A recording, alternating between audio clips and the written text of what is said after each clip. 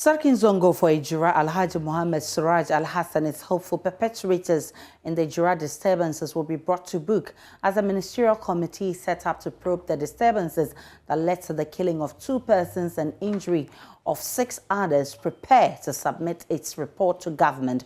Whilst expressing trust in the work of the committee, he is hopeful the committee's report will deal with all issues in the events leading to the disturbances.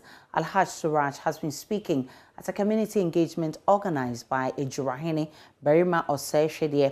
It is the first of its kind to discuss issues relating to the riots in June.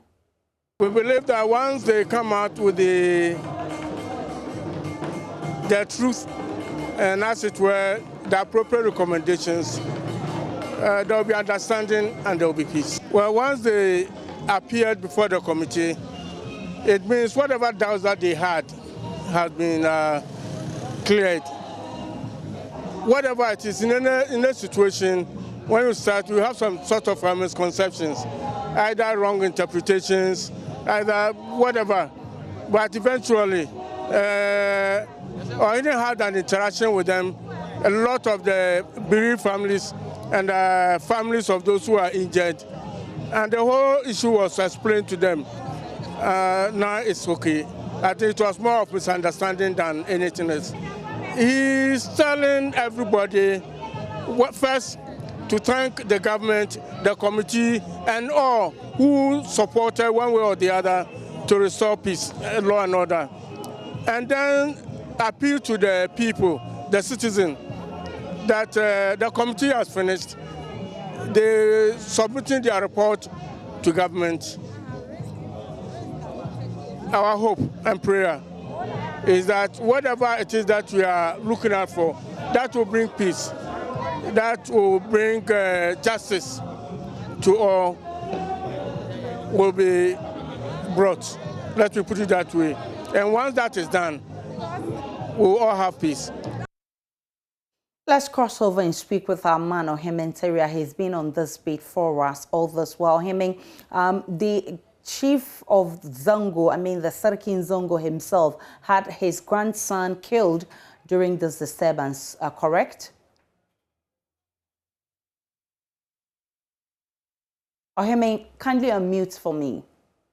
Mohammed Suraj Al-Hassan did touch on the fact that the people, especially the affected families, have believed in the committee set up to probe the Ejura killing, and that once the committee has been receiving, awaiting some few days to submit its report to the government, then he is hopeful that something good will come from the committee, and as the people have some belief in the committee, yes, so that once they are away, there won't be any disturbance, but sort of exercise some restraint as they await government's recommendation on the Ejura clashes. Aisha.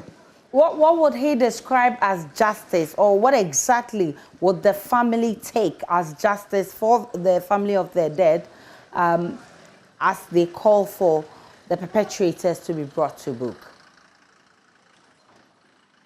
Yes, I spoke to the representative or spokesperson of the Kakao family, and the indication that I picked from him is that the family expects nothing less, and when they talk of justice, it's either monetary compensation for the bereaved families and the affected families or the victims, and then they also expect that the security operatives found to have taken part in the shooting incident will also be punished. So for them, this is what will bring some sort of justice to the affected people of Ejura as far as the 29th June's disturbances are concerned. Anything less of this will not appease them. So they expect that government will come out with recommendations that will go a long way to punish the security operatives found to have, fired into the crowd in Ejura on 29th June, and secondly, compensate the family financially especially the deceased families, and then the victims who were also affected in the shooting incident. Ohimeng, what's the mood in the area today as you visited? I must say the scam in Ejura is something that the Ejura Bema or say the second alluded to. He even spoke about it at the community engagement, which brought all the people of Ejura, the bereaved families and the victims together to discuss the events in the 29th June in Ejura. And he said that he's very happy that calm has returned to Ejura and people are going about their duties peacefully. Going through the streets of Ejura, one thing I realized is that, yes, everybody is going about his normal duty, and everybody is happy, and the community is calm. But there's something that the people, some of the people that I spoke raised. For instance, the Nifahine Nana Kojo and Sebie II did say that, yes, you cannot have, total peace in Ejura. Yes, on the streets of Ejura, it is calm, there is peace in the streets. But what about the homes, individual homes where he has not been to? And then the Kaka family representative also touched on this one, saying that, yes, for him, the streets are calm, there's happy, there's some sort of peace on the streets of Ejura. But the same cannot be said of individual homes. Because if Kaka left home and whilst returning home, he was attacked, ambushed and attacked by unknown assailants, then the same thing can happen to anybody in Ejura, be it a traditional leader or ordinary citizen on the streets of Ejura. So for them, yes, there's peace on the streets. We've seen some police officers and the military on the streets of Ejura giving some protection to the people. But the same, according to the residents, cannot be said of the peace in their homes as we speak now. So, of course, what next is a question we need to ask. What next after this engagement in Ejura? Yes, to the traditional authorities, this engagement is just the stepping stone to ensure and promote peace in the community. They also want the other Zongo chiefs to continue the engagement with the residents, especially the Zongo youth, so that they exercise some restraint.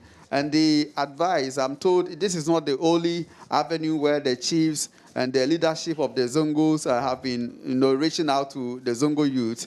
Even yesterday at the Edo Ada prayers, similar messages were preached, asking the youth to eschew violence and also live in peace and harmony.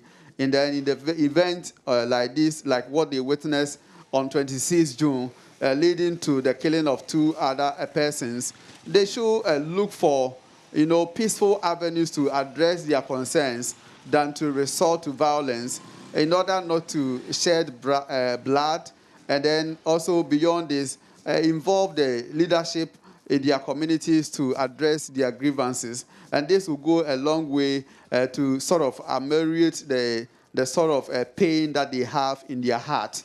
So yes, the preaching for peace will continue in the Ejura community. And then the chief has also said that beyond what we witnessed today, plans are far advanced to ensure, for instance, the police divisional headquarters is established in this community, of which they are working on the office and then accommodation for the police.